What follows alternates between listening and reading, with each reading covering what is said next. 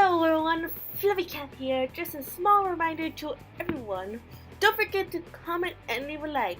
And on top of all that, hit that subscribe button with your tongue, cause why not? Now, on to the video and have a great day. Now, normally on Wednesday, Saturday. Today is my day off. I keep on the lookout for Rumple. Eventually, I see him making his way down the staircase. He does not quite look as disheartened as last night, but his expression is rather somber. He says good morning to everyone as he usually does, and then walks out through the front door. And that is my cue.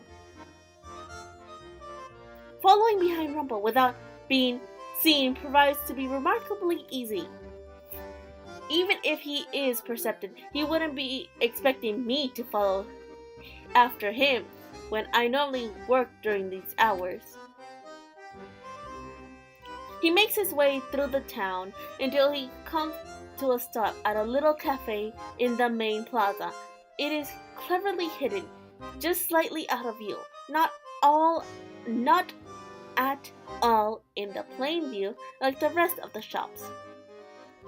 Bria is sitting, waiting for him at a table with a journal.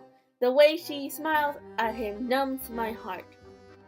I make my way over to the nearby fountain and crouch beside it to keep out of their view. Ooh, girl, ninja time!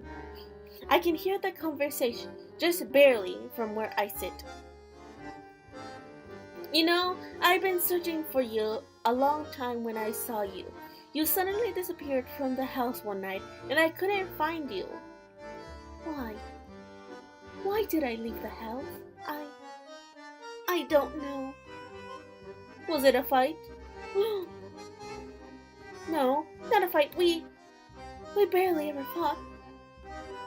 We made a promise when you gave me this ring. We promised we would never make each other sad. I close my eyes and breathe. Bree's words drive a bitterness through my heart after everything I heard. Is it possible those rumors were baseless, but isn't it also possible that they were the truth? And Rumble mentioned the fight. Now is my chance to tell him. Wait, we don't have evidence, girl. We need evidence. Reconsider. But if somehow everything that we heard was one big lie, would I hurt Rumple? I also have my pride. I cannot just accuse someone, even if I feel that Bree is guilty of something. I step away from the fountain, meaning to head back the way that I came. Even if the situation sounds wrong, I feel that Rumple would hate me. Oh, he would hate me? No! I don't want him to hate me. I mean, I do want to punch him, but I don't want him to hate me. I am surprised then when he calls my name.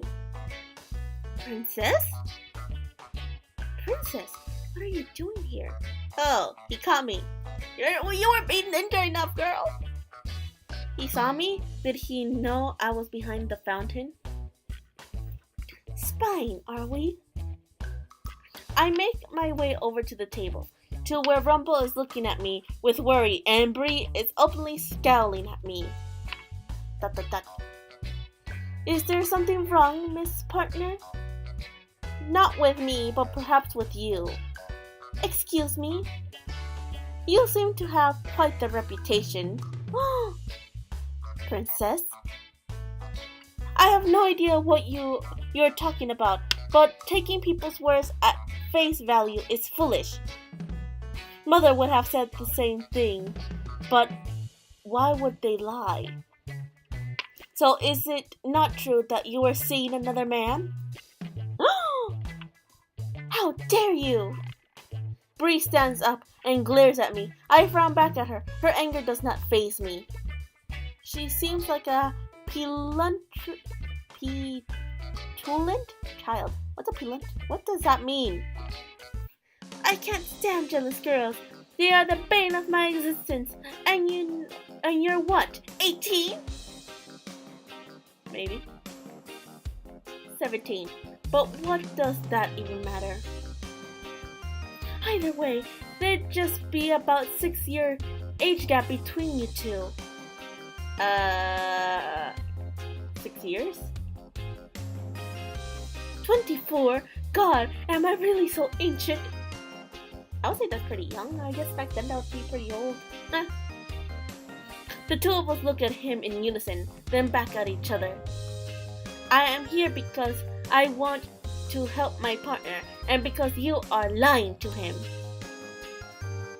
And who are you to say that I'm lying? You're a terrible little spy, is what you are, hiding places to watch us, going around town asking about me. ...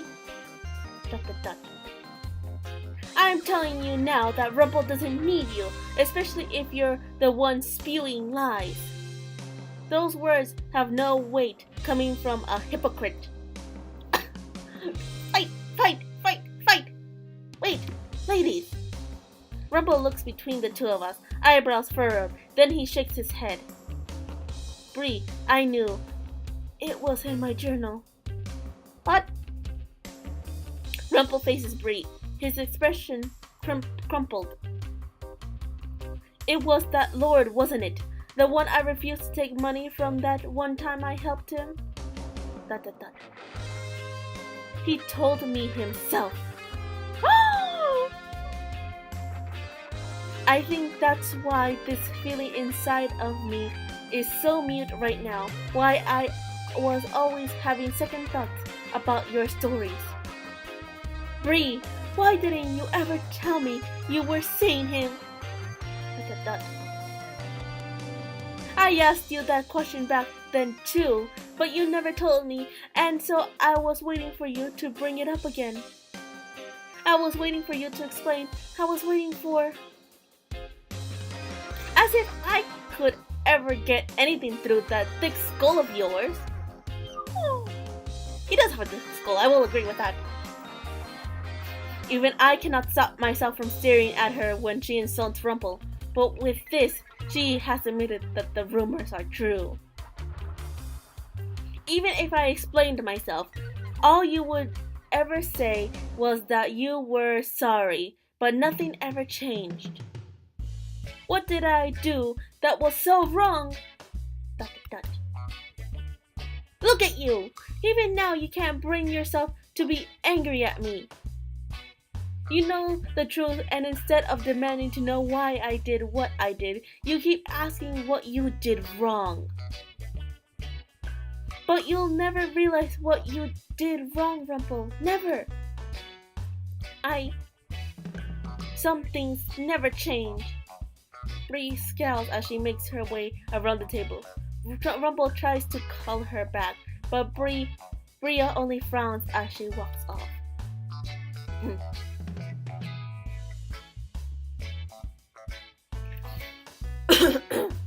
Rumple lets out a loud, long sigh. And there goes all of my journals too. He's right. He said that Brie had all of his old journals. I'm sorry. I really am. I messed up. Huh? I only made things worse. I am still not entirely sure what they were talking about, but... Princess, you don't have to apologize for anything, though. Oh! I would like you to apologizing for shedding some light on my age. What?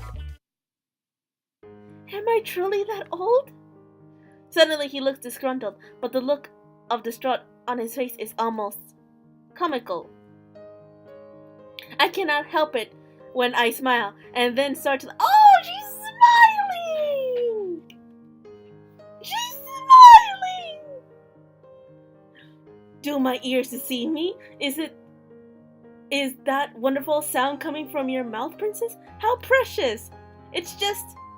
You are an old man! If I'm an old man, then I'm young at heart. Besides, I would be a lot more offended if you weren't smiling while you just said that. Oh, she's so pretty! After a few moments, Rumple sighs and shakes his head. I'm sorry you had to see all that. I knew there was more to the story than Bria was letting on. I read the memory in my journal. You knew about the nobleman. Why did you not say anything? Like I said, I was waiting for her to say something. I wanted her to open up about it honestly. Bria is undoubtedly bold, but I doubt she is at all honest. The journal entry, I never read it to you. You have been distant the last week. I have been, and I am sorry for that. But allow me to enlighten you. Rumple gestures to the chair that Bria has been sitting in, and I take a seat opposite him. First, the nobleman was one of my patients. He had a grievous sickness, one that no one else had been able to cure. I cannot help but remember the little boy with the impossible sickness. It seems he was drawn to Rumple too. Rumple was not able to help that boy on his own either. Some woman offered her assistance. Did you manage to cure him with the helping of that same woman? It's another cryptic entry, but yes, the mysterious woman from the first entry reappears. We strike another deal, but I cannot remember the deal at all. All I know is that afterward I did something to make Bree hate me, and she began seeing the nobleman. Or maybe it was before that. Maybe she was just unhappy. She won't explain why. She still cheated on you. It's her fault, not yours. Ripple nods absently. I can tell he is not convinced. In any case, even though I cannot remember the entirety of what happened, every time I thought of Bria, I thought of our love in the past tense. Rumple frowns, but it is fleeting. Suddenly he is smiling again. Let's head back for now, Princess. I'll figure out how to reach Bria later. You want an answer, don't you, guys? Okay. I'll punch her too, but with a potato sack. I follow Rumple back to the Martian. Though he seems fine for a time, Rumple's somberness returns as we head back. He looks like he is trapped in his thoughts. He needs the rest of his journal, but how is he going to get a hold of them now? We talk? Oh, Princess, you're here. Sorry we're late. Oh, it's Delora! Hey! My princess is gracing us with her princess. Professor said a few days ago that she has something to discuss with me, so I am here. Then let's get right to it, shall we? She plops down on one of the chairs, and Professor sits down gracefully beside her. Princess, the other day you asked me about my responsibilities and briefly about the Tarambaran bearer. I did, but what does this have to do with me? It has everything to do with you, because when it comes to that second inquiry, the answer is right here. What? Delora points at me. I stare at her, not comprehending. Princess, the bearer to the Crystalium Tarambarum is you.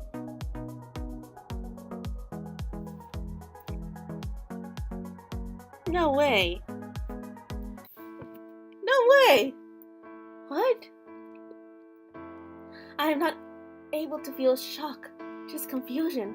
But how do I have anything to do with these crystals? See, I told you she'd be confused. It's because we started backwards. I'm so sorry, Princess. I do not understand. I don't understand! You remember the story about the crystals, Princesses? For a time, the crystals were in complete balance.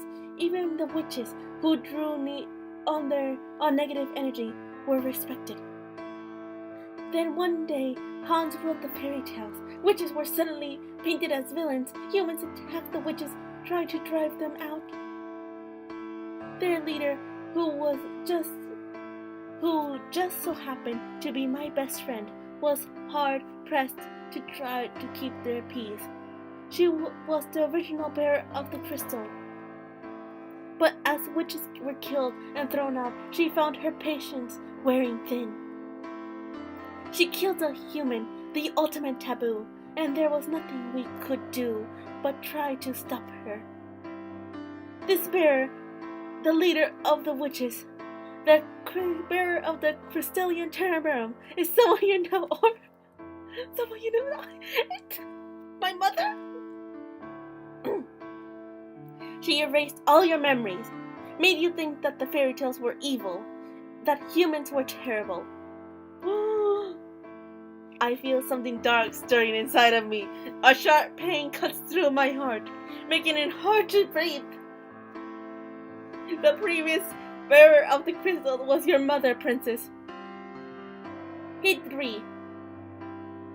Hidri? Is that how you pronounce it? I'll go for that. The leader of the witches. That is impossible. My mother was not a witch! But she was, the strongest of all of us.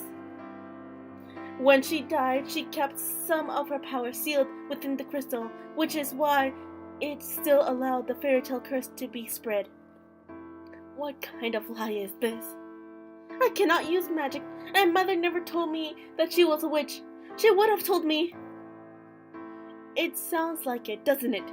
But I assure you, Princess, we wouldn't ever lie to you about something like this. As impossible as it seems, you are a witch. Your power won't manifest until you're 18, and at the time you will inherit control of the crystal. Since your birthday is soon, this was the last chance we have to teach you goodness. Your mother's been shielding you from it for so long. We trusted you were different from her, and you are. But Mother was the only one that ever loved me.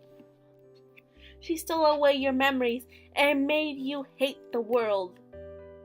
Laura, she was frosting hatred in you, making you just like her. You do not know anything about Mother. I stand up, rage coiling up inside of me like a snake. Catherine, I know a lot about her, more than you will ever know. No. The truth is hard, Princess, but eventually we all have to face it. Hildra was my beloved friend. Facing her was the hardest thing I have ever done. We only want to help you. Well, you are not very good at it. I turn on my heel and storm out of the room. I feel that there was more to what Delora Parfait wanted to say to me, but I cannot stand to hear it right now.